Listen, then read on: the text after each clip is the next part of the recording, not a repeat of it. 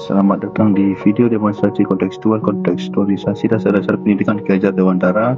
Saya Epidegista Permana NPM 2213061389, mahasiswa PBG Prajabatan Gelombang 2 tahun 2020. Di dalam video ini ada 4 poin yang akan disampaikan. Yang pertama, memaparkan penerapan ide atau gagasan sesuai dengan pemikiran Ki Hajar Dewantara. Yang kedua, menyampaikan alasan yang kontekstual mengenai penerapan ide atau gagasan sesuai dengan pemikiran Ki Hajar Dewantara. Yang ketiga, mendemonstrasikan hasil penerapan ide atau gagasan terkait pemikiran Ki Hajar Dewantara secara kontekstual.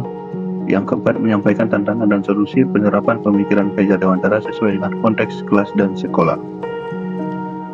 Pemikiran Ki Hajar Dewantara. Menurut Ki Hajar Dewantara, seorang guru harus berpihak pada murid, karena sebagai seorang guru harus bisa menuntut murid sesuai dengan kodratnya, baik kodrat alam maupun kodrat zaman. Seorang guru yang baik menurut Ki Hajar Dewantara yaitu harus tahu bagaimana cara mengajar, memahami karakter murid, dan mengerti tujuan pengajaran agar dapat mewujudkan hasil yang mempunyai pengetahuan yang mumpuni secara intelektual maupun budi pekerti serta membangun bangsa.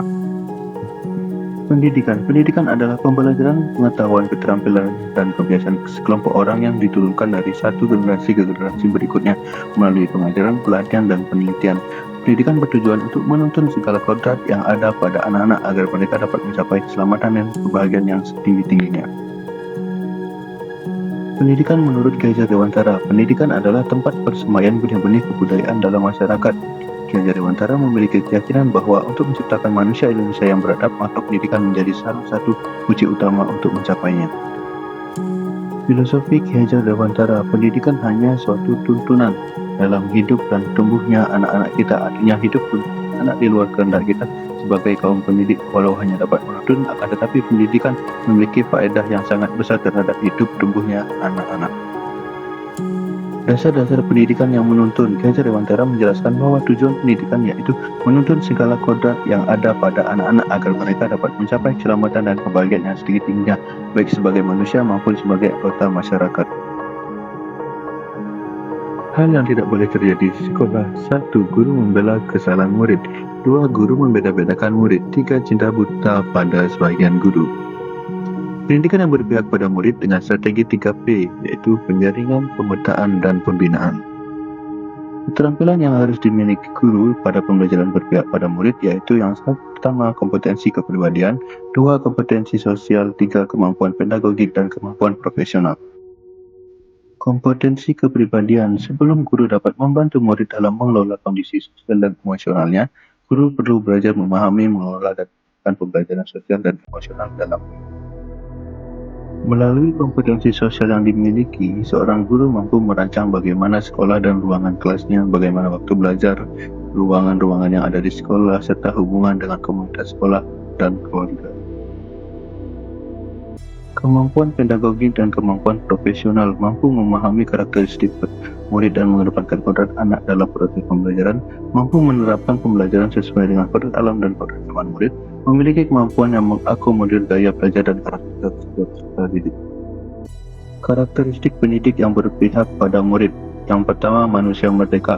Menurut Ki Hajar Dewantara, manusia merdeka merupakan manusia yang hidupnya tidak bergantung pada orang lain, baik secara lahir maupun batin, akan tetapi bersandar atas kekuatannya sendiri. Karakteristik pendidik yang berpihak pada murid. Yang kedua, mengembangkan bakat dan minat peserta didik. Bakat adalah kemampuan bawaan dari lahir, sedangkan minat terbentuk selama proses tumbuh kembang.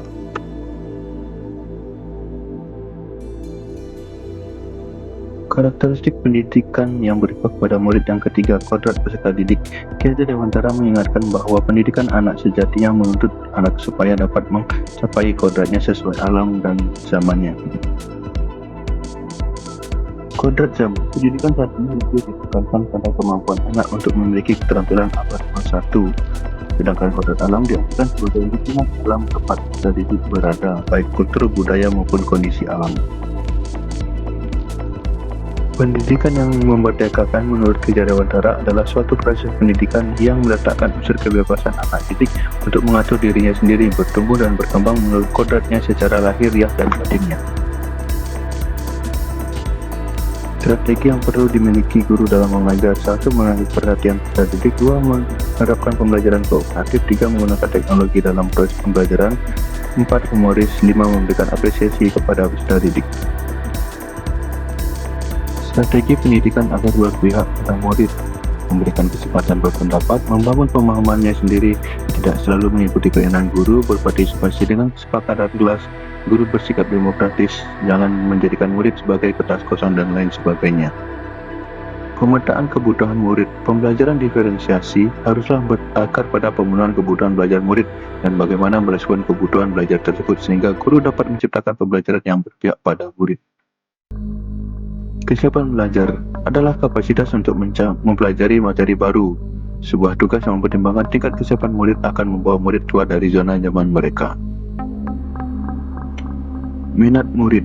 Minat adalah salah satu motivator penting bagi murid untuk dapat terlibat aktif dalam proses pembelajaran. Profil belajar murid. Profil belajar murid terkait dengan banyak faktor seperti bahasa, budaya, kesehatan, keadaan keluarga, dan kekhususan lainnya. Tantangan dan solusi. Salah satu tantangan yang muncul adalah kesiapan dan waktu bagi guru dalam menyusun strategi, model metode, dan modul ajar yang sesuai dengan karakteristik peserta didik. Solusi yang terpikirkan adalah dengan manajemen waktu dalam mengerjakannya dengan baik dan berkolaborasi dengan guru lain dalam jenjang yang sama dalam menyusun perangkat pembelajaran. Cukup sekian, terima kasih, selamat menonton.